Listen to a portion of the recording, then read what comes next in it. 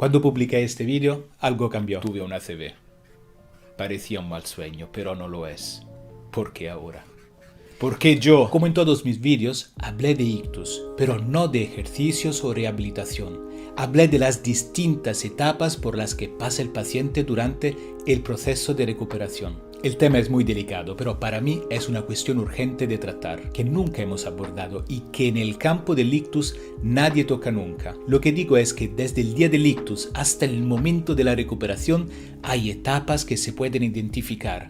Y si lo piensan bien, esto es extraordinario, porque todos tenemos el objetivo de la recuperación. La recuperación es el destino deseado para cualquiera que se enfrente a un ictus. Pero ¿cómo es posible llegar a un destino sin conocer el camino, las distintas etapas y sobre todo los escollos de este viaje? Como puede ver, ya hemos definido dos etapas que delimitan el viaje. El evento, que es el punto de partida para todos, y la recuperación, que es el destino, el punto de llegada. En este vídeo intentaremos identificar todas las etapas intermedias para definir que están compuestas por acontecimientos, es decir, las cosas que suceden y estas parecen imprevisibles, pero no es así. Para quien las vive en primera persona son todos imprevistos desconocidos, pero para nosotros que vivimos cada día las historias de nuestros pacientes son guiones que se repiten, por lo que es posible codificar la serie de acontecimientos. Sin embargo, lo más importante es que no solo existen acontecimientos externos, es decir,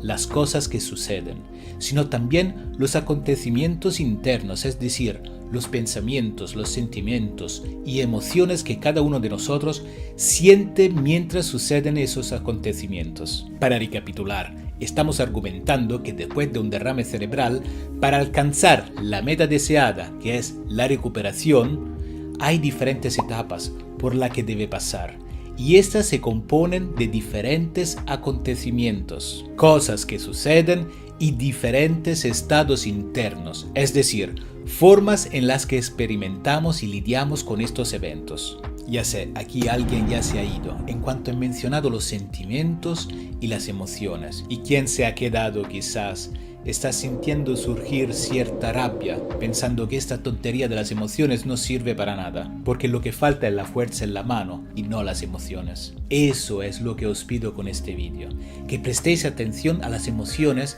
que os despiertan mis palabras y que las reconozcáis, porque así podréis entender su posición con respecto al proceso de recuperación. Ahora te digo algo que puede resultar difícil de aceptar.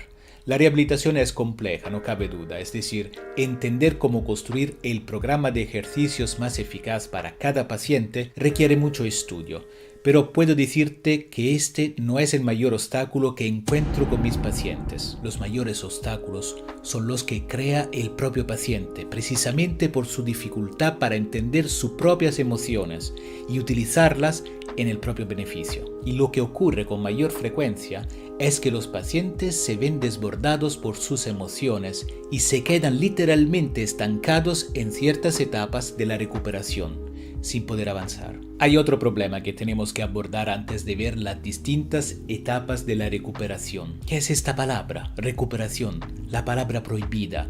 Uno tiene miedo de mencionarla. ¿Por qué? Precisamente porque basta un malentendido, una palabra mal colocada en el tema de la recuperación para que pueda tener repercusiones aterradoras en el paciente. Para mí es un campo de minas y les pido toda la atención. ¿Qué es la recuperación? Cuando el paciente habla de recuperación, lo hace con el pleno respecto de la etimología de la palabra. Del latín re significa volver y capere, tomar. Por lo tanto, volver a tomar algo que nos pertenece. Se dice, ¿no? Recuperación de un crédito, recuperación de una cartera perdida, recuperación de unas llaves caídas en la alcantarilla. Los pacientes por recuperación entienden volver a tomar su vida. Entre comillas, cuando se pregunta ¿me recuperaré?, en realidad se quiere preguntar ¿volveré a hacer lo mismo de antes? Así que la recuperación entendida como un objetivo y no como un proceso. Distinto es el caso de los fisioterapeutas, acostumbrados a trabajar cada día con sus pacientes para llevar a casa pequeños pero constantes progresos. Ellos lo ven como el proceso. Ahora entiendes por qué cuando los pacientes preguntan, doctor, ¿volveré a ser como antes? La respuesta más legítima que surge es que si no ocurre en los primeros 6 meses, entonces es difícil, porque hay ictus en casos raros que al final no han creado demasiado daño. Y aunque el ictus es muy democrático al principio, es decir, hace que todos partan más o menos del mismo estado, es decir, grave, con parálisis y todo lo que conocemos, luego los pacientes mejoran muy rápidamente hasta conseguir realmente una recuperación que parece milagrosa. Pero ¿qué ocurre con los que han sufrido una lesión grave?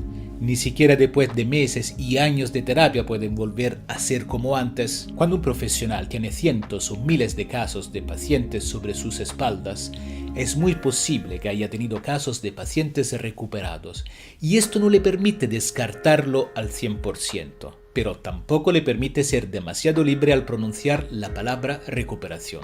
En mi caso, se lo diré con toda claridad.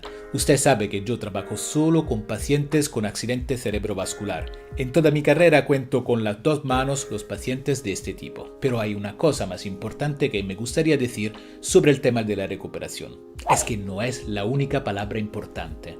Hay también sanación. Yo mismo en mi idioma, el italiano, luché muchísimo para abordar el tema, porque culturalmente no hay diferencia entre estas dos palabras, recuperación y sanación, porque ambas se refieren a la parte física. Y ese es un gran problema porque no podemos hablar de recuperación total sin hablar de la esfera interior. El idioma español nos ofrece una ventaja cultural. Presten atención a esta frase y no la malinterpreten, por favor. La realidad es que no hay vuelta atrás. En la naturaleza, ningún evento o entidad tiene la posibilidad de volver a lo que fue en el pasado, especialmente después de un evento inesperado como una lesión cerebral. Es un evento tan violento y traumático en las esferas física e interna que claramente rompe los puentes con el pasado. Después de esta experiencia, nadie puede volver a lo que era antes. Por poner un ejemplo feo pero efectivo, igual que ningún soldado vuelve a ser el mismo después de una guerra. Escúchate ahora, ¿qué sientes? ¿Qué emociones experimentas?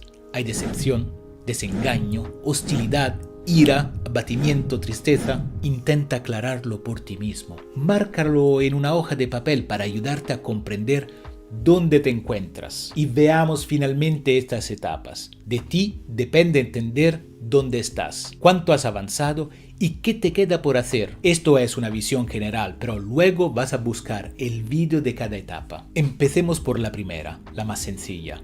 La llamamos el evento. Se origina en el momento del ictus y termina precisamente cuando el paciente es trasladado a la clínica de rehabilitación, más o menos el primer mes de que el paciente está en el hospital. La persona se siente mal, tiene un ictus y poca gente sabe lo que está pasando. Una vez en el hospital nos dicen que la situación es grave y que la supervivencia está en riesgo. Y es cierto, la tasa de mortalidad en el primer mes es muy alta. Estamos hablando de daños en el órgano donde se regulan todas nuestras funciones vitales. En esta etapa, la del evento, experimentamos probablemente las emociones más fuertes y difíciles de olvidar. Veámoslas juntos. Shock. Estamos sometidos a un número exagerado de estímulos de alta intensidad. Esa sensación de quedarse petrificado ante la noticia del ictus también debe tener una finalidad. Precisamente la de permitirnos no sobreexponernos a más estímulos que no somos capaces de manejar. Es como si el sistema nervioso pusiera en reposo un cierto número de estructuras. Entre otras cosas, esto ocurre desde el punto de vista neurofisiológico precisamente como consecuencia de la lesión, pues tras el ictus no hay movimientos ni reflejos. Pero el shock de que hablo se refiere a gestión cognitiva de los hechos. Esta es la visión que quiero compartir. No hay emociones correctas o incorrectas, porque la forma en que generamos las emociones depende de las experiencias de toda una vida. Las emociones sirven para guiar la conducta de una forma más eficaz posible a nuestro alcance. Por eso aprendemos a ser conscientes de nuestras emociones y tratamos de entender cómo pretenden guiarnos. Así entenderemos no solo en qué fase estamos, sino también qué necesitamos para acceder a las siguientes. Después del shock, hay otras emociones que voy a enumerar rápidamente. Luego veréis el vídeo específico, por favor. Consternación, desconcierto, agobio y sobre todo, miedo. ¿Para qué sirven estas emociones? ¿Cuándo nos sentimos perdidos?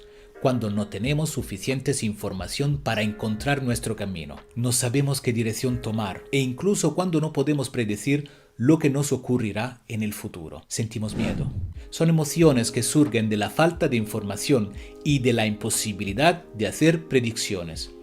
Son emociones, por tanto, que sirven precisamente para guiar nuestro comportamiento para suplir esta carencia y completar una anticipación de los acontecimientos. Son emociones que sirven. También me gustaría aclarar que ahora estoy tratando el tema de las emociones de una forma muy simplista. Nunca experimentamos una emoción de forma aislada. Las emociones son como los ingredientes de un cóctel, compuesto por muchos ingredientes mezclados entre sí. De hecho, en la etapa del evento también nos acompañarán ansiedad, la preocupación, la desesperación, pero aquí entramos en contacto con la emoción más poderosa, presente en todas las etapas, a veces más viva y otras deliberadamente reprimida, la esperanza. ¿Recuerdas la caja de Pandora? Zeus, para castigar a Prometeo, entrega a su hermano una mujer muy hermosa, Pandora, tan bella como curiosa. Y de hecho, el propio Zeus le entrega a su vez una caja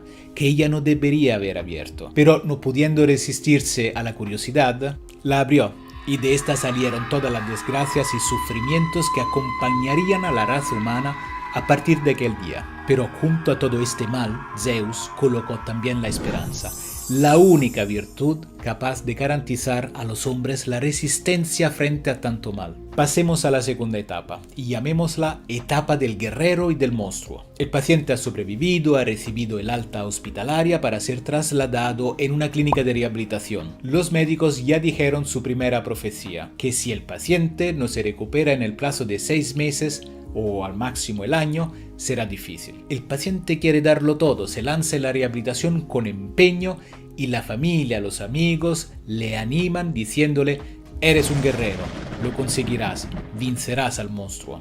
Esta es una metáfora que los que tratan a los grandes males como ictus y cáncer conocen muy bien, y son metáforas que pueden ser un arma de doble filo, porque por un lado enmarcan al paciente en un contexto de emociones que son muy ventajosas a corto plazo, para darle la motivación adecuada para seguir una terapia muy exigente, pero que, como veremos, tiene efectos negativos. Corre riesgo de lanzar el paciente a 200 km por hora contra un muro. Y explicaré por qué. El guerrero te viste de una larga serie de virtudes como la determinación, el honor, el orgullo, el valor, la fuerza, la resistencia, el espíritu de sacrificio, la disciplina. Es un conjunto emocional que todo terapeuta desea para sus pacientes, porque la alternativa es la depresión y la renuncia. Pero el reloj corre y ese año fatídico está a la vuelta de la esquina. No se puede perder el tiempo, hay un monstruo que matar. El monstruo claramente es el ictus. Le ha quitado la vida al héroe y solo puede recuperarla matándolo. Aquí llegamos a la tercera etapa y la llamamos... Antes de decir el nombre, quiero asegurarme de que los pacientes que están viendo el vídeo, me refiero sobre todo a los que están dentro del primer año después de su ictus, escuchen lo que estoy diciendo con inteligencia y no lleguen a conclusiones erróneas, porque el mensaje que quiero enviar con este vídeo es un mensaje positivo de esperanza, pero también quiero darle un análisis concreto de los problemas. Dicho esto, he llamado a la tercera etapa la derrota. Mal nombre, lo sé, pero es precisamente el muro contra que se estrella a los pacientes a 200 km horarios al final del primer año. ¿Por qué la he llamado así? Es el primer aniversario de la apoplejía, así que ha expirado el tiempo de la profecía del primer año, momento en el que si no vencíamos el monstruo, no estaríamos curados. Luchar contra un monstruo es un duelo épico, significa que tenemos dos resultados. O vencemos al monstruo y volvemos como antes, o el monstruo nos vence y no volvemos como antes. Intentemos razonar también en términos de lógica. La pretensión era recuperarse de una lesión cerebral en un año, cuando el Servicio Nacional de Salud nos proporciona una hospitalización de 60-90 días para una rehabilitación más o menos intensiva. Y teniendo en cuenta que una simple fractura de un hueso tarda un mes en recuperarse, una lesión de ligamento cruzado anterior de la rodilla puede llevar 6 meses, algunas fracturas graves del fémur pueden llevar hasta 9 meses, también era lógico que un año no fuera suficiente para recuperarse de una lesión en el órgano más complejo de nuestro organismo, el cerebro. Lo llamé derrota porque así lo vive el paciente, porque interpreta la recuperación como la meta final y no como el proceso. No es una derrota, pero ni de lejos, porque estoy seguro de que en estos 12 meses se ha avanzado mucho. Al principio los pacientes no pueden ni sentarse, se caen porque no controlan el tronco y quizás al final del primer año ya son capaces de dar unos pasos e iniciar algún movimiento aunque sea tosco de brazos. Los familiares y terapeutas que han visto el paciente reconstruirse desde cero,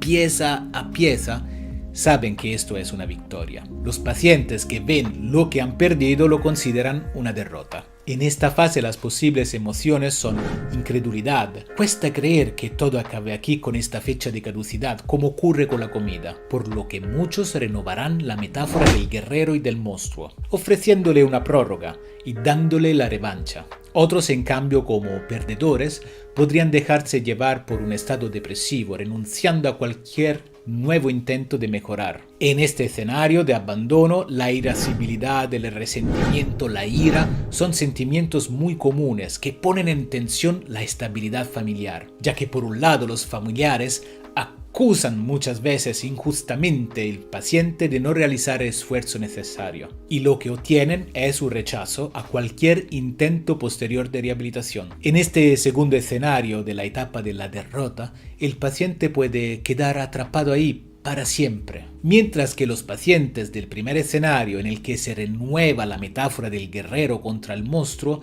tienen la posibilidad de entrar en las siguientes etapas. Las alternativas. En términos temporales nos encontramos entre el primer y el segundo aniversario del ictus. El paciente se da cuenta de que, aunque no ha vencido del todo el monstruo, ha avanzado mucho y está dispuesto a implicarse de nuevo. La familia corre con los gastos de la rehabilitación privada, pero a diferencia del primer periodo de rehabilitación, en la que la confianza en las propuestas rehabilitadoras ofertadas era total, en esta ocasión los pacientes y sus familiares, movidos siempre por la esperanza y la confianza en una posible y ulterior mejoría, se mueven en una febril búsqueda de alternativas terapéuticas que puedan, sin embargo, ofrecer un impacto más rápido e incisivo en la recuperación. Este es un periodo en el que las propuestas que acaparan mayor interés serán las intervenciones quirúrgicas para tratar de reducir la espasticidad creada durante el primer año de rehabilitación, las sesiones de estimulación magnética transcraneal para tratar de activar zonas inhibidas del cerebro, sesiones de cámara hiperbárica para aumentar la oxigenación cerebral, rehabilitación quizás con robótica, pero la que más despierta la imaginación colectiva es la implantación de células madres, porque idealmente es como si prometiera una sustitución del tejido nervioso cuyas células están dañadas por células nuevas. Por último, siempre queda el recurso a la rehabilitación, preferentemente mediante ingresos en clínicas privadas para seguramente quienes puedan permitírselo, o incluso en centros locales, pero siempre en busca de una posible novedad.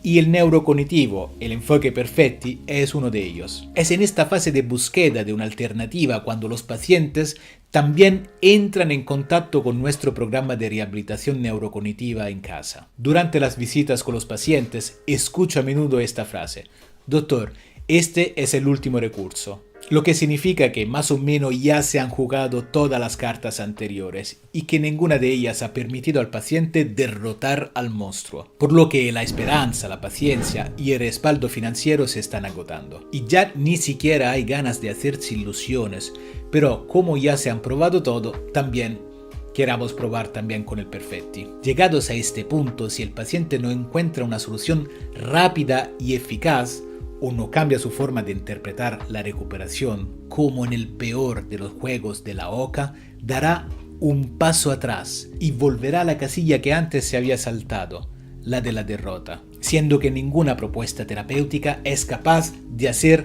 retroceder las manecillas del tiempo hacia el pasado. El paciente que incluso durante este segundo año tras el ictus ha seguido mejorando y por tanto se está recuperando, de hecho, la única forma que tiene de acceder a la siguiente etapa es darse cuenta de que no hay monstruo al que derrotar y que recuperarse significa comerse un elefante. ¿Cómo? de un bocado a la vez.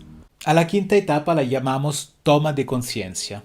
Aquí el paciente puede estar a punto de cumplir el segundo aniversario de su ictus y ya no se siente un guerrero, porque empieza a darse cuenta de que para recuperarse se necesita todo un nuevo conjunto de virtudes. Es una etapa muy difícil de alcanzar porque requiere una verdadera transformación interior que le permita interpretar de otra manera la enfermedad, el cuerpo, el movimiento, la recuperación, también la vida. En cuanto a la recuperación, toma conciencia de que no se trata de un resultado mecánico, sino de un proceso de aprendizaje en el que sentir su cuerpo y utilizar las capacidades cognitivas son los elementos clave para moverse. En esta fase el paciente es más reflexivo y consciente de que la calidad de la terapia es importante, sí, por cierto, pero que lo es aún más su capacidad para transferir lo que aprende durante los ejercicios a la vida cotidiana. Por lo tanto, toma conciencia de su propio papel dentro del sistema terapéutico, que ya no es el del paciente que recibe el tratamiento, sino uno del que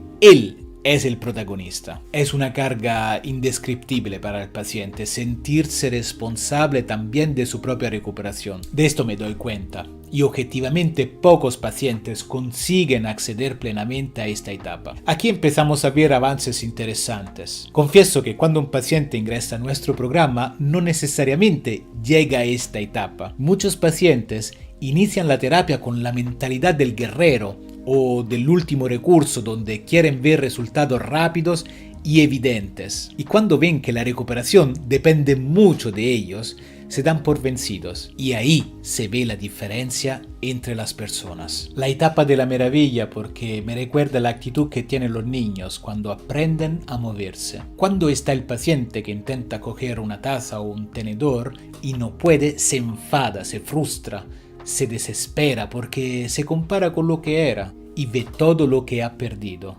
El niño no puede coger bien los objetos, es torpe y se le caen, pero no hace ninguna comparación. Al contrario, anda menos torpe que el día anterior. Y estas nuevas habilidades que va realizando cada día le permite establecer relaciones cada vez más curiosas con el mundo. Y se maravilla. El paciente que empieza a maravillarse incluso por haber tenido la mano abierta sobre la mesa durante la comida o por haber sentido un contacto agradable en una parte del cuerpo del lado paralizado a la que no había prestado mucha atención, es para mí la señal de que la terapia de este paciente dura 24 horas. La maravilla tiene el poder de traspasar los muros del gimnasio y hacer que la terapia inunde la vida cotidiana del paciente. Yo me doy cuenta de cuanto más continúo relatando las etapas más avanzadas, más los espectadores que se han quedado pueden experimentar estas palabras mías con emociones contradictorias. Una vez más le pido que se escuchen y razonen. Si hay rabia, resentimiento, fastidio, probablemente todavía llevan la ropa del guerrero que lucha contra un monstruo. Emancipación. Séptima etapa, pero en realidad es una falsa etapa porque ya desde la etapa de la conciencia el paciente siente la necesidad de emanciparse. Más que nada me refiero a la emancipación de sus rehabilitadores porque ahora ha comprendido su total centralidad hacia la recuperación y no espera que ésta venga exclusivamente de las habilidades manuales o técnicas del profesional, sino de su propia capacidad para hacer suya la rehabilitación. La rehabilitación es precisamente permitir que el paciente sea capaz de ocupar su propio espacio en el mundo, saltar del tren de la rehabilitación al tren de la vida. Por fin hemos llegado a la última etapa, la que en mi opinión coincide con la total recuperación, que es la etapa de la reconciliación. En esta etapa el paciente hace las paces con el pasado, con el evento adverso, con su propia condición, es decir, se reconcilia consigo mismo y su vida actual es la etapa del perdón. Es cierto que ha mejorado mucho, sobre todo en las últimas fases en las que ha podido ver cambios en la calidad del movimiento. Puede que aún no haya recuperado el 100% de sus capacidades motoras, pero es consciente de sus capacidades y de las herramientas que le permitirán seguir comiéndose el elefante bocado a bocado. En esta fase de reconciliación, el paciente se da cuenta de la diferencia y similitudes entre la recuperación, tal como se interpreta comúnmente, y la sanación, y construye su vida sobre los nuevos cimientos que ha podido conseguir a lo largo de todo el camino recorrido desde la primera etapa. Se reconcilia con el hecho de quizás no haya recuperado todos los roles, posiciones e intereses que tenía antes del ictus, que quizás algún día lo retome o tenga que construir otros nuevos. Como siempre en la descripción les dejo algunos recursos útiles y les invito a seguir los próximos vídeos que tratarán específicamente cada una de las etapas de la recuperación, para que puedas entender dónde te encuentras y cómo puedes proceder. Os dejo con una cita de San Agustín que me resulta muy querida. La esperanza tiene dos hijos, la ira y el valor. La ira para indignarse por la realidad y el valor para enfrentar esta realidad e intentar cambiarla.